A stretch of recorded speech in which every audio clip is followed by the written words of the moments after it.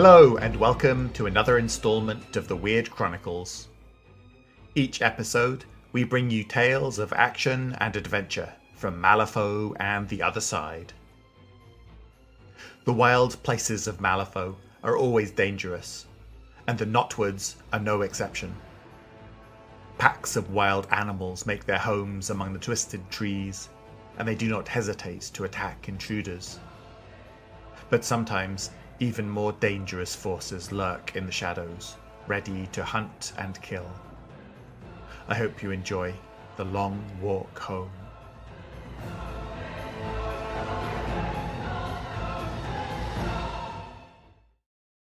The Long Walk Home by Anthony Hicks. They lowered the body into the shallow pit with little ceremony. Wet dirt spattered across the rough-spun sack as they filled the hole. It was a somber task, made more so by the persistent drizzle and fading light. When it was done, they drove a simple stake of knotwood crossed with a crude nameplate into the soft earth above the grave. Kai Lackman looked around at the meager group surrounding the shallow plot. "Does anyone have anything to say?" he asked. Most of the onlookers shuffled uncomfortably or gazed sullenly at their feet. Diallo, the dismal rain gleaming on his ebony skin, stepped forwards. "He fought well, and his death was swift," he said. "That is all any of us can ask for." Kai nodded to his second-in-command, and the tall man stepped back into his place. Across from him, Moody raised his head. A sly grin lurked at the corners of his mouth, and the rain plastered his long, ratty hair to his narrow face. "Ezra's death brings me great sorrow," he said, still smirking. "And a larger share in the loot." Diallo glared at the smaller man, the heat of his anger practically boiling the rain between the two of them. But he said nothing. From the corner of his eye, Lackman saw young Webber stiffen at the callousness of Moody's comments. But he too remained silent. Moody's smirk grew fractionally at the apparent lack of response to his eulogy and nudged Espinosa, the woman standing next to him. Espinosa gave him a blank stare, then looked at the grave before simply shrugging her blade-like shoulders and returning her gaze to her boots. "Still don't know what did him in." Lackman gave his companions one last look over and cleared his throat. "We'll make camp down the hill. Be ready to move on at first light." He watched as the sorry group broke apart and trudged down the hill. Reaching inside his heavy jacket, he pulled out a battered and dog-eared leather booklet. Wedged within its pages was a pencil. Lackman opened the book to the marked page. It was a list of names. All but 6 of them had been crossed out at some point in the past. Slowly and deliberately, he took the pencil and drew a thick line through the name Ezra Conroy.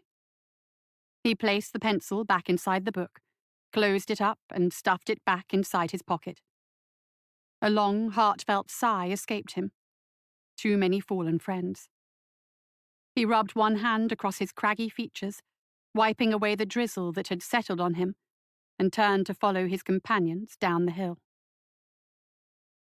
The camp was quiet. No fire had been set. Webber thought it would be a challenge to find any dry wood anyway. Commander Lackman bent over to his kit bag and began to assemble his tent. He looked tired to Webber, worn out like a dead tree, grey and skeletal. The campaign had taken its toll on all of them, but to Webber's eyes it had taken the most from Kai Lackman. The grizzled commander put on a brave face. He still stood straight-backed and broad-shouldered, but the winds of age and rains of loss had sapped his vigor. He walked at the back of the group now, instead of striding at the front, and drew his pistol first rather than his sword. Webber wanted to talk to the others about his concerns, but knew better. Diallo would loudly and blindly deny all that he said. Moody would say nothing but get that avaricious glint in his eye, like he did when they had found Ezra's shredded remains. And Espinosa, well, she was just too damn scary to even think about opening up to. Diallo had wandered over to speak with Lackman. Webber could not hear what they were saying, but given the hostile stares the big man kept hurling at Moody, he could guess. Jabez Moody was an excellent sniper, but he was also an utterly repellent human being, driven by his lust for wealth and all the vices it could bring. During his introduction to the company, Lackman had told him, "If you shake Moody's hand, you'd best count your fingers after." Evidently not mollified by Lackman, Diallo stalked off, still glaring over his shoulder at the smirking sniper. Webber got to his feet and crossed the camp to Lackman. "If you're going to tell me to do something about Moody, you're too late," said Lackman. "Diallo has already chewed my ear about discipline and dissension, so save your breath. Actually, boss, I was going to ask if you wanted a hand with your tent." Lackman sagged. "I'm sorry, kid. It's been a long day. Seems like they're all long days recently. But we've not much farther to go, eh?" Lackman relinquished his tent construction to Webber, and the youth set about the task with admirable gusto. "To be honest, kid, I don't know," said Lackman. "This damn forest has me all turned around. I'd swear the paths are moving when I'm not looking. By my reckoning, we should be on the road to Malifaux by now. But here we are, still stuck in the damn woods." Webber looked worried. "Are we lost, boss?" "If Ezra was still with us, I'd say no. Best scout I ever knew. But now I'm not so sure. Losing anyone is a tragedy. But you couldn't have chosen a better person to put in the ground if you wanted us fouled up." The camp had ceased their chores and were all staring at the commander. Webber felt his stomach squirm. The thought of being lost in the Knotwoods was not one he really wanted to entertain. Lackman met each of their gazes with his own. "I'm not saying we won't make it home, but it's going to be a rough trip. We'd do well to leave that behind." He jerked his thumb in the direction of the heavy oak chest in the center of the camp. "Take only what we need."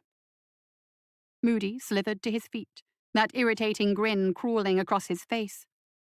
"After this trip, boss," he said, "I reckon I need what's in that chest. So we'll be taking it with us when we leave, if it's all the same to you." Webber looked at the stained wood, trying to picture the contents and the price it would fetch back in Malifaux. "Without the chest," he said, "there's not a lot of point in even going back to Malifaux." Lackman grumbled, but said nothing. None of them noticed the shadows creeping out from the edge of the chest.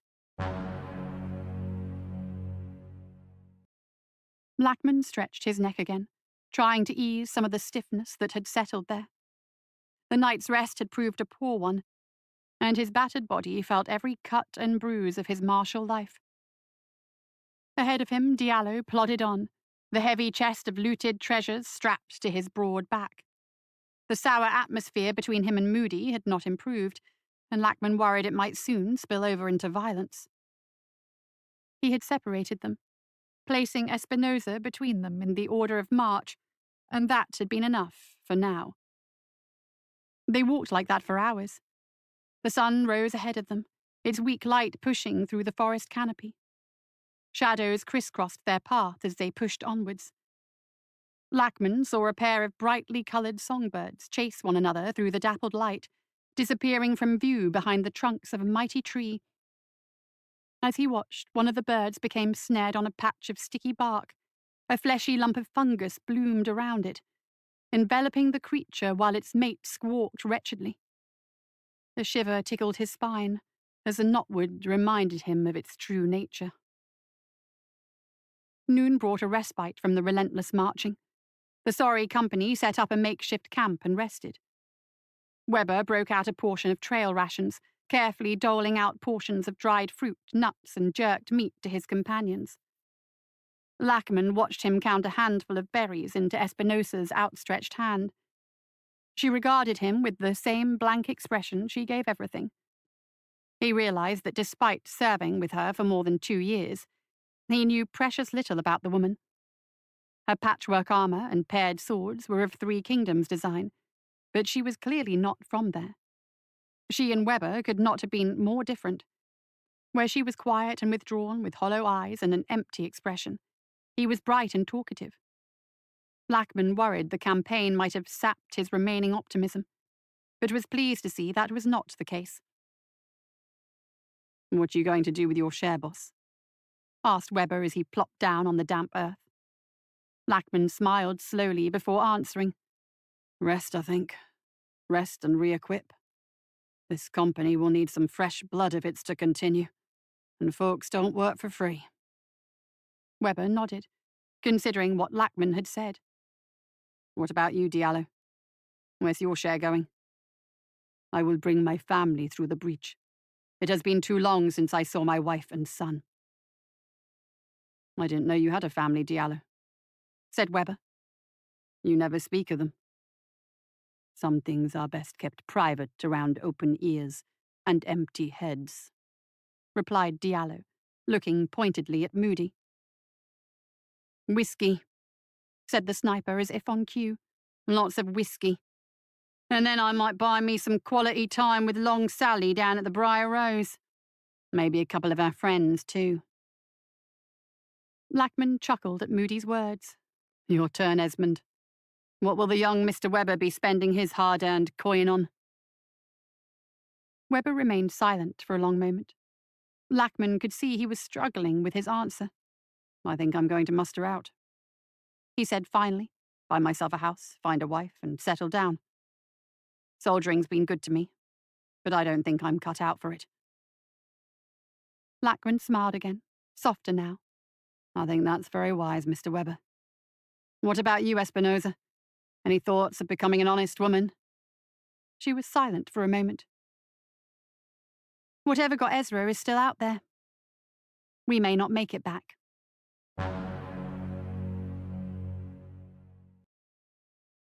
Webber shouldered his way through the wet foliage. Fronds of sticky plant matter clung to him like vegetable cobwebs. They had set off marching again, shortly after Espinosa's chilling words. Lackman had moved her to the rear of the column so he could keep an eye on her, and Webber was secretly elated. Having Diallo and Moody between her and him went some way towards alleviating the chill that settled on him since the rest break. Of course, that meant the sniper and Diallo were verbally sparring again. The sun was swiftly falling behind them.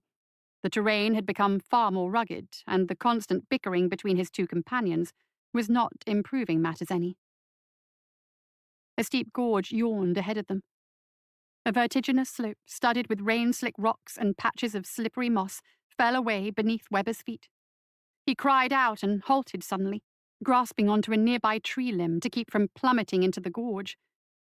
Behind him, Moody cursed his name as he blundered forwards. The column came to a stop, and Lackman edged up to the lip of the slope. "We can climb down, I think," he announced. "It'll be rough going, but it'll be quicker than trying to find a way around." Webber and Diallo began to unpack coils of rope from the kit bags, while Lackman started to plot out a decent route. The sun was almost below the tree line by the time they were finished, casting long shadows ahead of them. Espinosa eyed Diallo curiously through the whole endeavor, like a cat trying to decide if the insect beneath its claws was to be eaten or released for further amusement. Suddenly, Moody pitched forwards as if shoved hard from behind. He fell heavily, crunching his jaw into a nearby rock. He climbed awkwardly to his feet, blood dripping from his gashed chin, and rounded on Diallo furiously. "What the hell?" he demanded. The big man looked at him nonplussed. "Are you speaking to me?" "You're damn right I'm talking to you. You just pushed me over for no damn reason." "I did no such thing. You fell." Moody reached for the long-bladed knife at his hip. "I fell," he said incredulously. "Indeed. Perhaps you lost your footing." Diallo turned away from the argument. Espinosa stood very close behind him, causing the big man to step back involuntarily. She stared at him, her head gently cocked to one side. "Don't you turn away from me," spat Moody. "Calm down, both of you," yelled Lackman. He stepped between Moody and Diallo, placing a restraining hand on the sniper's chest. Diallo still stood looking at Espinosa. She had barely moved, only her eyes flickering up and down the big man. "Step away from me, woman," said Diallo. "Look at me, you giant bastard!" Moody was still shouting. "We're not done yet!"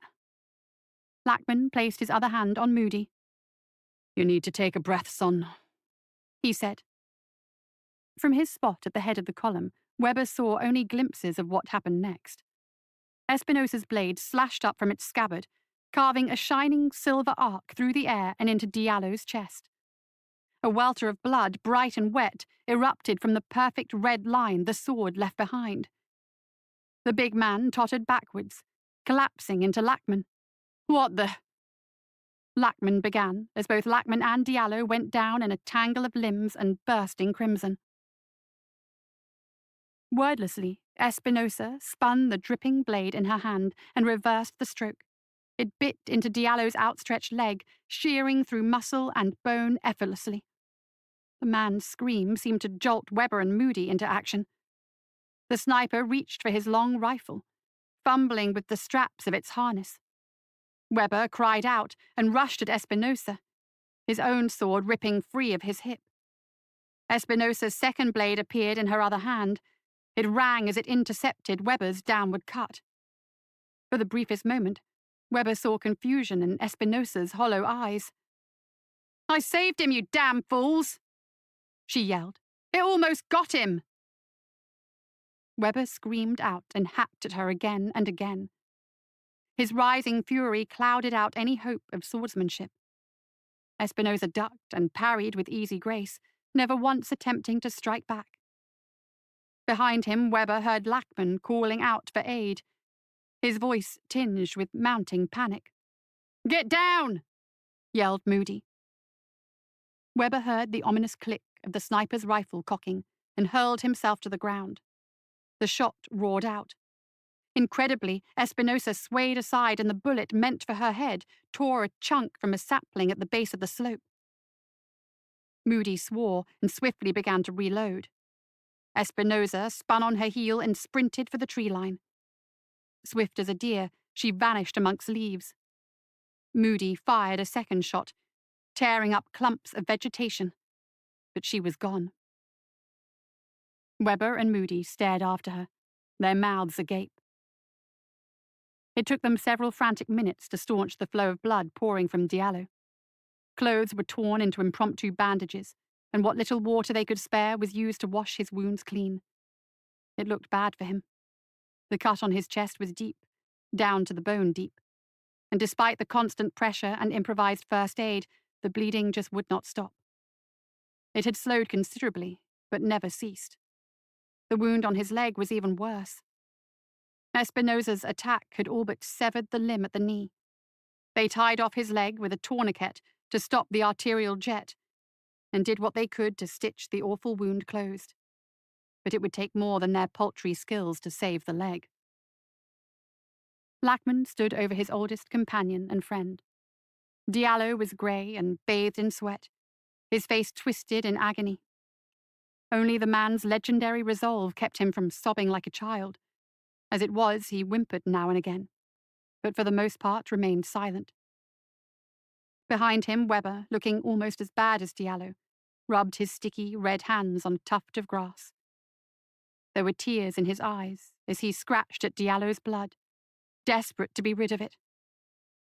Moody nodded at his commanding officer, beckoning him over. Lackman glanced once more at Diallo, before trudging over to the sniper. "I know you won't want to hear this, boss, but we have to leave him." "No," replied Lackman instantly. "Be reasonable, boss. He can't walk, not in his state, and I can't bloody well carry him." "If this is about getting a bigger share of the loot, Moody, I'd sooner leave it than him." Moody looked wounded. "Really, Lackman? That's what you think this is about? Look at him. He'll be dead soon enough. Why prolong the situation?" "He's one of us, and while he still breathes, he comes with us."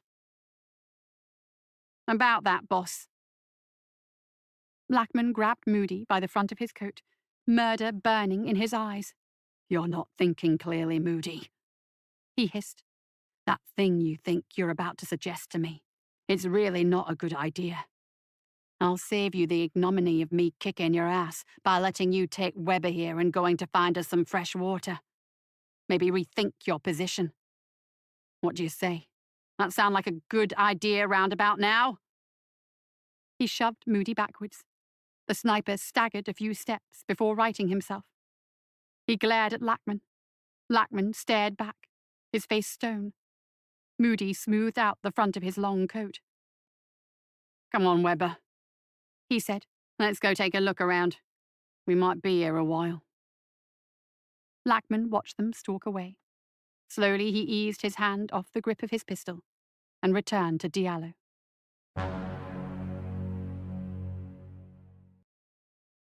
A labyrinth of shadow, crazed and erratic, surrounded the two men as they walked tentatively through the forest. Dusk had fallen, and the trees' dark twins stretched out their black hands to envelop them. The darkness made for poor progress, and every few moments one of the walkers would stumble as an unseen root or shrub entangled his legs. You understand I'm right, don't you, Webber? Said Moody in an urgent whisper. We should grab what we can from the loot and strike out on our own. Diallo's lost. Lackman won't hear it, but it's the truth. You saw his wounds. He'll be dead within the day. Why should we wait for him to bleed out in this place when we can be on our way? Webber remained silent. Fine, but ask yourself this. Why is it we are out here on this fool's errand surrounded by this hellish forest, eh? Why not our valiant commander? He and Diallo are conspiring against us, you mark me. When we return, Lackman will pronounce some new, harebrained scheme, and we shall have no say in the matter. We must stand together against him, you and I, Webber. What do you say? Webber clumsily scaled a fallen log, pausing to steady himself against the body of a tree as he crossed. But still he said nothing. Not to mention that witch Espinosa. I always had my doubts about her, you know, too quiet and too skilled. She was always going to snap and just start killing. She's probably still out there watching us, stalking us. If we don't stand united, she'll pick us off one by one. You think Diallo will be worth a damn if she comes slinking back into the camp to slit our throats? Or Lackman, for that matter. I know you've seen him. Seen how this campaign has changed him. He'll be no match for that crazy Bruja. But you and me, Webber, we'd be a challenge she'd as soon as not take up. We can survive this, but I need you with me. Webber plodded on stoically, still refusing to speak. Damn it, Webber! Are you even listening to me? Said Moody, his voice rising. Esmond Webber turned slowly, his anger a palpable thing. He parted his lips, a tirade of bile and hatred poised to spill forth, and then he saw it. A grotesque blob of living shadow. It spilled out from the ground around Moody's feet, extending spider-like limbs of inky blackness. It seized the sniper in a terrible embrace and plucked him from the ground. Held there for the briefest moment, Webber saw Moody's eyes bulge with silent, uncomprehending terror before it vanished back into the young man's shadow, taking Moody with it, the shadow dispersing into the darkened forest. Lackman heard the screams, distant at first, but drawing closer with every heartbeat. It was Webber's voice. Of that there could be no doubt. He sprang to his feet, drawing his pistol with practiced ease. Seconds later, Webber burst from the trees. His face was deathly pale, and tears of utter terror streamed down his face. He sprinted directly for Lackman, sobbing with fear. "It's behind me!" blurted out Webber. "It's right behind me!" Where's Moody, what? A spindle-limbed pool of gloom stretched up from Webber's shadow. Lackman stared, open-mouthed as the horror reached for him with its dark tendrils. "Down!" yelled a woman's voice from behind him. With instincts born on a dozen battlefields, Lackman threw himself down. A silver arc of gleaming death blurred over his head, embedding in the shadow creature's arachnid body. It hissed in pain and leapt away, disappearing into the shadow of a nearby tree. Espinosa flew from her concealed position and sprinted for the shadow where the thing had taken refuge. Webber fell into Lackman, his face wet with fear. "What the hell is that thing?" he sobbed. Espinosa stood on the edge of the tree shadow, her back to the others. "Never born," she said venomously. "Of some sort. Been stalking us since we took that damned chest. Must have hidden in its shadow." "Bandersnatch," whispered Lackman. Espinosa turned to him. "You know what this is?" Lackman shook his head. "Not really. I've just heard tales, stories. And an old comrade who used to swear he once saw a shadow eat a man. That's the name he had for it. You knew it was tailing us." "It's been following us for at least a week, hiding in the shadows," Espinosa replied. "At first I thought I was seeing things. But when we found Ezra, I knew it couldn't be some random Nephilim attack. I saw it try to take Diallo, but my blade went right through it and..." Both Weber and Lackman stared at their returned companion, disbelieving. "Take Diallo," she said. "And go, now. I will cover your exit. Go, now!" "Don't be so bloody stupid, woman," said Lackman. "We will get out of here together, shoulder to shoulder like we always have." "No," she replied, staring down at her own shadow. "I don't think running will do me any more good." Her shadow twitched slightly, even as she stood still. "Take the others and go, now." The Bandersnatch erupted from its hiding spot, its voice a screech and its limbs deadly blades seeking exposed flesh. Espinosa reacted a fraction too late. Her sword swept down in a devastating stroke, but the Bandersnatch was no longer where she struck. In return, it slashed at her with its pitch-black limbs, tearing at her flesh like a whip. It rushed past her as it struck, disappearing into another shadow. She turned again, but the creature was already moving, plucking at her with those awful appendages, ravaging skin and exposing muscle. "Run!" she screamed. Despite himself, Weber ran. He could hear the sounds of struggle behind him, the gasps of pain and the hissing slash of Espinosa's sword. He glanced over his shoulder as he ran. Lackman was struggling with Diallo's prone body, trying in vain to hoist the man to his remaining good leg. Across from him, Espinosa hacked and cut at the Bandersnatch. But it was all in vain. The monster moved too quickly for her to track, leaping from one shadow to another, ripping slivers of meat from her each time it passed, and ducking into safety as her sword hurtled after it. Weber turned back, sprinting over to assist Lackman. He threw the injured man's arms over his shoulders and hauled him up. Diallo hissed in pain, fresh blood blooming across his primitive dressings. "Come on," urged Weber. "We have to get out of here." Together, Lackman and Weber half-dragged, half-carried Diallo from the clearing. The sounds of Espinosa's battle rang in their ears as they fled.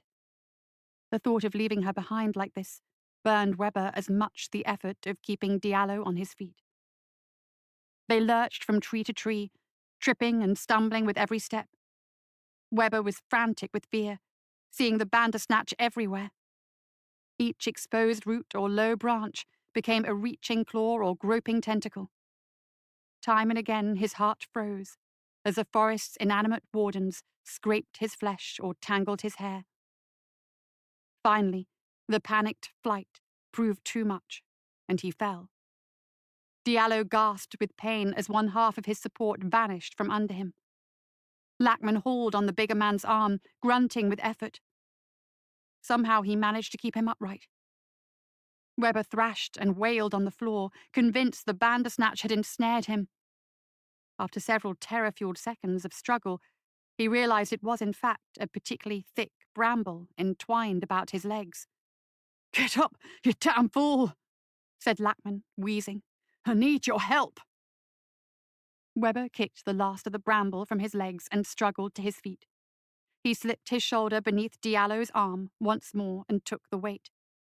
Immediately he could tell something was wrong. Diallo was leaden in his grip. His breath came in barely audible rasps, faint and shallow. "Set him down," instructed Lackman. "He needs to rest." Together they laid Diallo on the earth. His face was ashen and fresh blood stained his lips. Lackman had seen this look before. It would soon be over. He gripped his friend's hand in his own, whispering empty platitudes to him. Diallo locked eyes with his commander, nodding solemnly.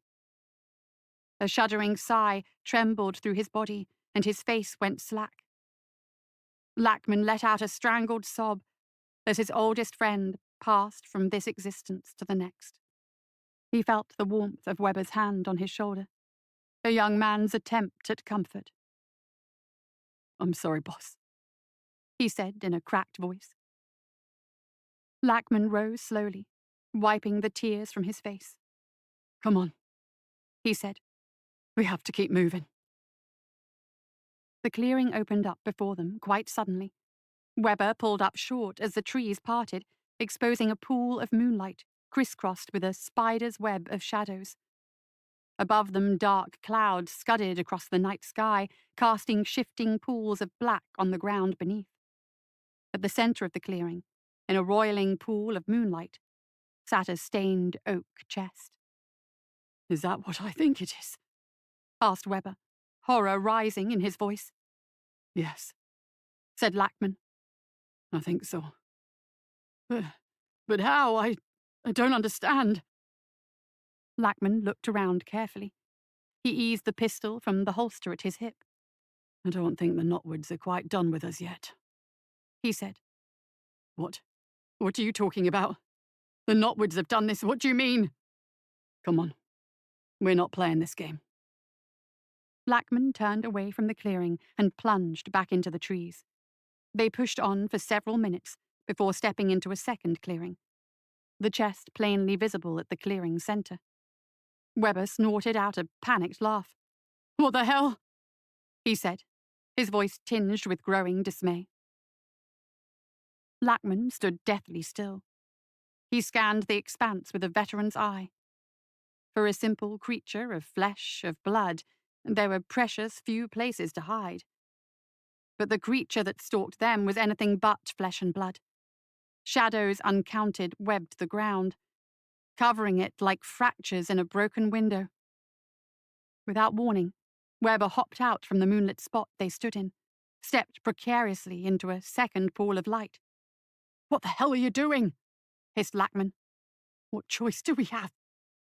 asked Webber as he leapt across a maze of shadows. "It's just going to keep following us. We can't run, we can't hide. I may as well die a rich man." Webber's voice was manic with fear and edged with madness. "We don't want the bloody chest, you dolt!" Webber tottered from one patch of pale light to the next as Lackman called out to him. With each step and hop, he drew closer to the chest. Often he would have to abort a jump or step as a passing cloud stole the light from his intended destination. All the while, Lackman berated him for a fool. After several heart-pounding minutes, he drew within arm's length of the prize he sought. "I've made it!" he called out. "Brilliant," replied Lackman. "Now what do you intend to do?" "I think I have a plan." Webber crouched, shifting his weight lower to the ground. He reached out for the clasps on the chest's lid. His fumbling fingers scraped against the stained brass fittings, scrabbling to flip them open.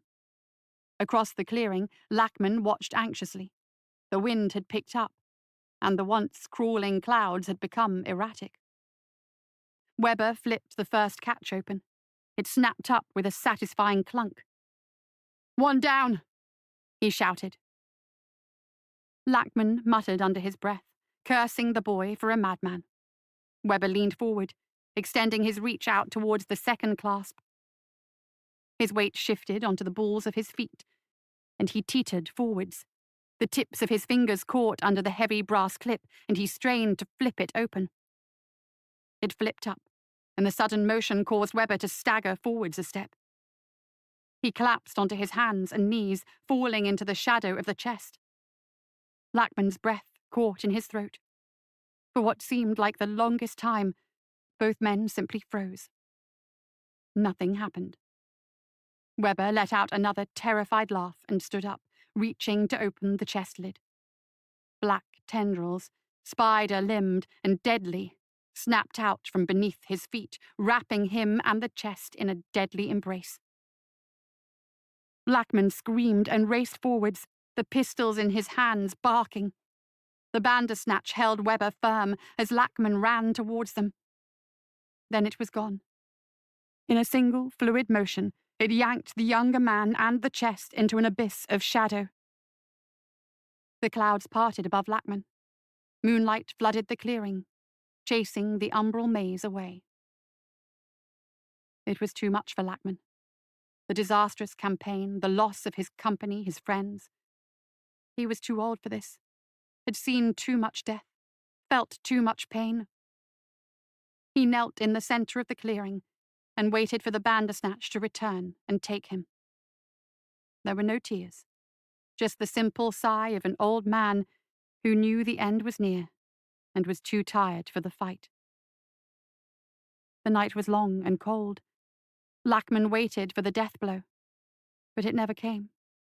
Morning found Lackman alive. He awoke curled into a ball on the damp earth, right where the Bandersnatch had killed Webber. Uncomprehending and alone, he staggered from the clearing. A path, broad and smooth, opened before him, and by noon he was wandering along the road to Malifaux, the Knotwoods and their secrets behind him.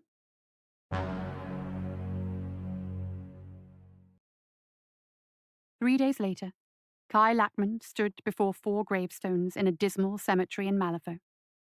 He had spent the last of his coin commissioning 4 headstones and purchasing a small plot. A dismal rain began to fall as he reached inside his heavy jacket and withdrew the battered and dog-eared notebook and pencil. The pages of the book flipped open almost of their own accord. Such was the frequency that Lackman looked at this page. Taking his pencil, he slowly and deliberately drew 4 lines. There was only one name left. For the life of him, Lackman could not understand why the Bandersnatch had not taken him. Perhaps it had gotten what it wanted, or perhaps it simply would not waste its time on an old, broken man. He sighed and shook his head, resigning himself to a mystery he would likely never solve.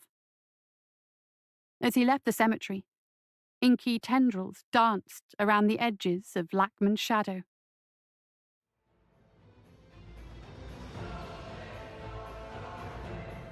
That's it for another episode of the Weird Chronicles. Join us next time for more tales of action and adventure.